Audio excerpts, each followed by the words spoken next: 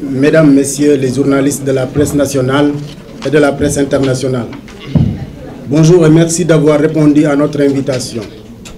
L'objectif de cette conférence de presse est d'informer naturellement l'opinion internationale et nationale et de rétablir la vérité sur de fausses informations livrées par une prétendue coalition de syndicats lors d'une conférence de presse tenue il y a de cela quelques jours. Nous allons simplement sur des points précis qui sont plus essentiels, apporter des informations et enfin donner des éclairages et rétablir la vérité. Donc, de quoi s'agit-il? Sur la prétendue privatisation de Poste Finance, agité comme un épouvantail, il faut juste rappeler et préciser que ce débat n'est pas subitement tombé du ciel en 2017. Il y a un long processus qui a abouti à la restructuration des services postaux sous sa forme actuelle. Ce processus ne s'est pas déroulé sans difficulté. Il faut le reconnaître, parce qu'il y a naturellement une crise vécue à la Poste à cause des désaccords sur les orientations stratégiques, des réformes entre les syndicats, les autorités et les bailleurs. Et en définitive, un consensus est né sur ce qui a abouti à la filialisation de l'activité parabancaire Poste Finance, objet de notre réflexion aujourd'hui. Et l'activité du courrier accéléré, qui était en réalité une direction au niveau du courrier et qui est devenue aujourd'hui AMS Sénégal. Donc cette option stratégique de modernisation de la Poste a prévu la création d'autres filiales. Et comme vous le savez tous, nous sommes dans un secteur qui est fortement concurrencé. Et nous, dans le plan stratégique, la direction générale envisage de créer, comme il l'a fait avec Poste Finance, d'autres filiales.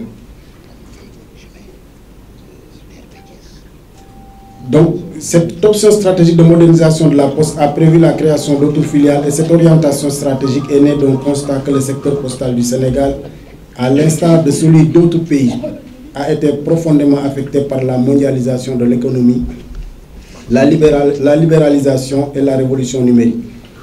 Dans ce contexte, avec l'irruption dans le secteur postal d'opérateurs nationaux et internationaux, des transformations dans le métier sont apparues comme dans les autres secteurs pour répondre aux nouvelles exigences de la clientèle et des usagers en matière de qualité de service et de prix.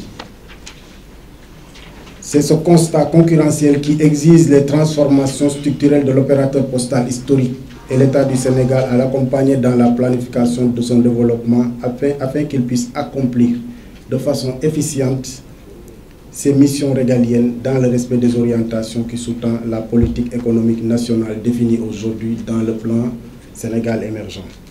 La sauvegarde de la pérennité du service public qui est une obligation sans amélioration en qualité de service, de coût, de délai d'exécution, de diversification de l'offre de services et à ce prix. La lettre de politique sectorielle de l'État du Sénégal, qui est un document phare. Qu'est-ce qu'il dit? Les principes fondamentaux qui doivent gouverner les activités postales, les objectifs qui sont fixés au secteur compte tenu de son évolution et de la stratégie relative à son organisation.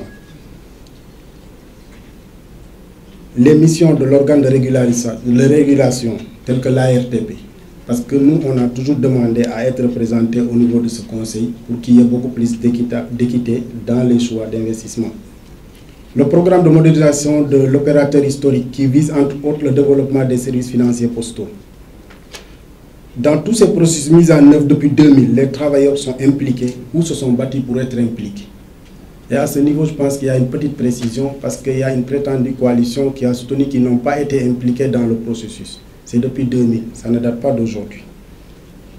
Ces travailleurs ont rencontré et discuté dans le cadre des réunions les bailleurs de fonds, les ministères de tutelle financière et technique, le Premier ministre, le Président de la République, dans les comités stratégiques, les séminaires, les forums et les comités de pilotage interne, et c'est finalement les thèses qu'ils ont défendues qui ont toujours prévalu. Je pense qu'à ce niveau aussi, il faut préciser que le SNTPT et les organisations syndicales au niveau de la Poste, ainsi que les cadres, ont toujours eu des positions assez déterminantes et qui ont toujours donné les cours des réformes. S'agissant de Poste Finance, la période de transition allant de 2006 à 2009 devait permettre de régler définitivement les préalables au passage en banque. Et à ce niveau aussi, il faut préciser, parce que cette prétendue coalition a toujours défendu qu'il fallait qu'il y ait des préalables pour aller vers une banque. La précision étant de taille, à Poste Finance, nous avons déjà un système d'information qui prend en compte toutes les préoccupations qui ont été définies dès le départ. Et aujourd'hui, le projet qui est en cours, c'est l'acquisition d'un nouveau système d'information qui prend en compte les métiers de banque. Le niveau de recrutement étant assez élevé également, et que nous avons aussi des gaps depuis plus de 3 ans, je pense qu'il reste seulement l'agrément de l'État du Sénégal pour aller. Donc il n'y a pas de préalable parce que les préalables sont déjà de mise. Entre autres restructurations financières devenues nécessaires, les questions sociales, les négociations d'accords collectifs d'entreprise, et à ce niveau aussi notre précision. Nous sommes une SA, Poste Finance et une SA. Donc en principe, du point de vue des organisations syndicales, devait être en mesure de prendre en compte son propre organigramme, mais également de négocier ses propres accords d'entreprise. Mais malheureusement, nous avons respecté la lettre du groupe. Nous sommes dans un groupe, nous sommes des postiers, un et indivisible. La structure du capital, pour ce qui est des filiales dans le périmètre du groupe La Poste, parce que c'est de ça qu'il s'agit en réalité. On est d'accord pour aller vers une banque, mais en étant dans le périmètre du groupe. Et le capital est ainsi composé. Au moins 51% du capital détenu par la maison mère et les 10% par les travailleurs. Les travailleurs aujourd'hui de Poste Finance et de EMS Sénégal, et l'ensemble des travailleurs de la Poste ont 10% dans le capital de toute filiale créée au niveau du groupe. Et là, ça a été clair, net et précis. Donc, telle a été la position défendue, obtenue par le syndicat. Donc, c'est depuis 2006 que nous l'avons fait. La paix sociale fut à ce prix, et le syndicat a participé au comité de pilotage interne qui a mis en place les 2 filiales et défini la feuille de route. Les options sont claires, mais le retard dans le processus est dû à des facteurs. Et aujourd'hui, il s'agit de poursuivre le processus et de l'achever parce que cette situation hybride ne saurait perdurer et il y a la volonté affirmée de l'État à achever le processus, à respecter ses engagements. Et d'ailleurs, un conseil interministériel consacré exclusivement à la Poste, tenu il y a de cela quelques mois, en est une preuve. D'autant plus que le compte rendu du conseil interministériel entrait en droite ligne dans les préoccupations du syndicat. C'est le syndicat là qu'il s'agit aujourd'hui, parce qu'il faut revisiter le manifeste qui a été produit le 1er mai 2016, dont toutes ces questions ont été évoquées. Sur les questions évoquées par l'actuelle direction du SNTPT, soit il y a une mauvaise foi parce que le secrétaire général du comité sectoriel Poste était dans le syndicat depuis 2005. Et en tant que responsable, il a participé à toutes les réunions d'instance et a été de tous les combats menés depuis lors. À défendre les services réservés, défendre la promotion et l'application dans une législation et une réglementation nationale à la matière. Veiller à évoluer en cas d'initiative de privatisation sur les critères de protection des droits des travailleurs, de maintien du niveau de vie et de la stabilité des emplois, d'assurance de la protection et de la promotion d'un service équitable de qualité à un prix convenable et à l'avantage de la société. Les représentants dans les conseils d'administration des entreprises postales et autres régulateurs, protection de l'obligation de service universel, se battent pour que les opérateurs titulaires d'une licence offrent les mêmes conditions spéciales basées sur un salaire juste et raisonnable au lieu du dumping postal, du dumping social. La promotion et la pratique d'un dialogue social inclusif, sincère et productif. Le directeur général, depuis qu'il a été nommé en 2012, ne cesse d'appeler au calme, à la sérénité et à la responsabilité. Et à l'heure où je vous parle, en principe, ce syndicat devait être reçu par le directeur général pour évoquer ces questions qui sont latentes. 2 questions sont posées comme impératives. L'augmentation de l'indemnité de logement, et le DG l'a déjà réglé parce que les commissions techniques doivent statuer sur les mécanismes d'augmentation, mais également sur les scénarios d'augmentation est déjà sur place. Mieux, le directeur général, et peut-être certainement, dans sa communication au 31 décembre, se prononcera sur cette question, à savoir la transformation de l'avance scolaire en prime spéciale, parce que toujours étant considéré comme un investissement. Voilà en substance les axes qui nous semblent essentiels pour agir en syndicat responsable et au plan social. Toujours, le directeur général, M. Siredia, a recruté tous les contractuels laissés par son prédécesseur, à savoir Mamadou Lamine Thior. Il les a recrutés sans aucune considération, parce qu'il pensait, dans son fort intérieur, et humainement que c'était une injustice qu'il fallait régler et il l'a fait.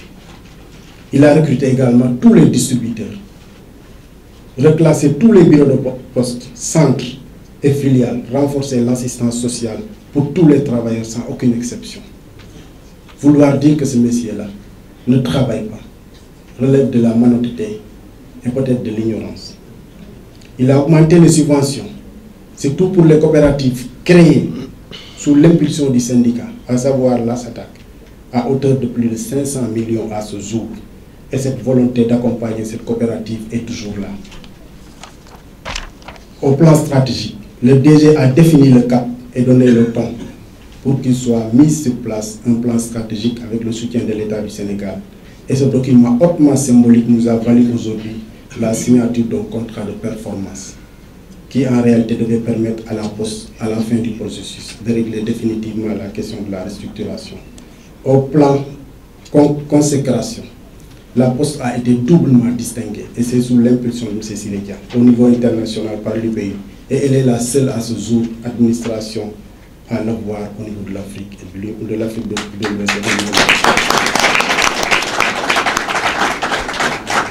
Mes chers amis, de qui se moque-t-on? Les véritables motivations de cette agitation et cette soudaine poussée de fièvre prétendue patriotique d'entreprise au regard de la composition humaine et parce que nous connaissons dans nos différentes trajectoires, les motivations sont cherchées ailleurs. Mais les travailleurs ont marqué leur défiance vis-à-vis de cette équipe et refusent d'être instrumentalisés par une équipe qui a pris en otage le secrétaire général. La pire imposture a été de manier la question de la compense et en ignorant. Et nous pouvons, mesdames, messieurs les journalistes, vous démontrer que cette question sur laquelle ils n'ont aucune maîtrise. La compense, c'est quoi? C'est juste des mécanismes qui régissent nos relations entre les trésors et la Poste. Et on ne peut pas mettre aussi sur le dos d'un directeur général quelconque les pertes structurelles de la Poste. Parce qu'à ce niveau, il faut préciser que nous avons, au niveau de Poste Finance, bouclé les exercices de l'année 2016. Nous sommes en 2017, je pense que les délais sont raisonnables et nous sommes dans le temps. Certains qui prétendent dire que depuis 2013, nous n'avons pas produit d'état financier, c'est parce qu'ils ne comprennent pas. Parce que le processus a été accéléré en 2014. Et 2014 étant une année budgétaire, il fallait une année de référence, c'est-à-dire N-1. Et c'est 2013 qui a été la base de notre recherche. Et c'est par cette date-là que tout a commencé. Donc vouloir dire qu'on n'a pas d'état financier relève aussi de la méconnaissance. Donc la question des créances nées des relations institutionnelles post-trésor est une vieille affaire. Hier comme aujourd'hui, la volonté de clarifier ces relations est là. Et il faut reconnaître que dans le cadre, il faut reconnaître que de grands pas décisifs ont été franchis dans cette direction. Et pour preuve, l'État du Sénégal, vient de signer une convention avec la Poste pour régler définitivement la question de la dette croisée. Vous savez que nous devons beaucoup d'argent à l'État du Sénégal, mais l'État du Sénégal nous doit beaucoup. Parce que sur les systèmes et les mécanismes de compense, pour le comprendre, le secrétaire général qui parle est au niveau d'une direction centrale qui est au niveau de la direction générale, c'est ce que l'on appelle la DCP. Vous savez, il y a des rapports entre le courrier entrant et le courrier sortant. C'est ce que l'on appelle le FAX, le Fonds pour l'amélioration de la qualité des services, qui est de l'argent qui nous permet, nous, à la Poste, de régler des questions de logistique. Cet argent-là quitte l'IPI et arrive directement au niveau du Sénégal, mais ne rentre pas dans les comptes de la Poste, ça passe par les comptes de transit du Trésor. Le 25 de chaque mois, l'État du Sénégal nous demande de payer le grand centre, c'est-à-dire les fonctionnaires. Nous le faisons tous les ans. Vous savez également le taux de pénétration des bourses sociales. Donc c'est des milliards que l'État du Sénégal nous doit, mais à partir de la signature de convention, l'État dit « Je ne dois plus rien à la Poste et la Poste ne me doit plus rien ». Le débat de fond qui a été posé sur cette question, c'est ce que l'on appelle la reconstitution des fonds des tiers. Et l'État s'est engagé à le faire à hauteur de 40 milliards. Donc nous, on part sur de nouvelles bases, nous partons sur une nouvelle orientation. Mieux, l'État accepte de nous accompagner à hauteur de 78 milliards pour renforcer la capacité de présence de la Poste Et c'est à ce niveau-là que la vision du directeur général a été claire, nette et précise. Et ces gens-là ont toujours reproché au DG de ne pas avoir une direction. Mais c'est méconnaître la personne. Parce que nous détenons par devers nous la signature de PV du conseil d'administration alors qu'il était directeur du contrôle de gestion, où il avait une vision très claire sur tous les comptes de gestion et les comptes financiers de l'entreprise. Et nous avons affaire également à un haut cadre émérite, parce qu'il est administrateur de la Poste. Ce monsieur-là qui est devenu directeur général, avec l'accord du président de la République, Macky Sall, à qui il y a une confiance mutuelle, a décidé d'accompagner le plan stratégique qui devait, comme je l'ai dit au départ, nous permettre de terminer directement le processus de réforme. Donc, pour vous dire quels sont les véritables enjeux aujourd'hui de l'heure au niveau de la Poste, il faut reconnaître qu'à l'issue du conseil interministériel sur la Poste et grâce à l'implication personnelle du président de la République par ses instructions du ministre des Finances, du conseil d'administration et de la direction générale de la Poste, à sa tête l'infatigable Siré Dia, on est au point d'aboutissement après des années d'efforts de lutte. L'enjeu fondamental réside dans la concertation et le dialogue et parfaite synergie de tous les acteurs de la Poste pour la pérennité du service public postal dans un cadre modernisé adossé sur les services publics postaux, mais aussi sur de nouvelles technologies vecteurs d'innovation au service exclusif des Sénégalais en général et des postiers en particulier. Nous demandons également des emplois stables, une croissance régulière, des meilleures conditions de rémunération et de travail, la création d'emplois dans un cadre de dialogue social, sincère, productif. Mesdames, Messieurs les journalistes, merci de votre aimable attention. Merci.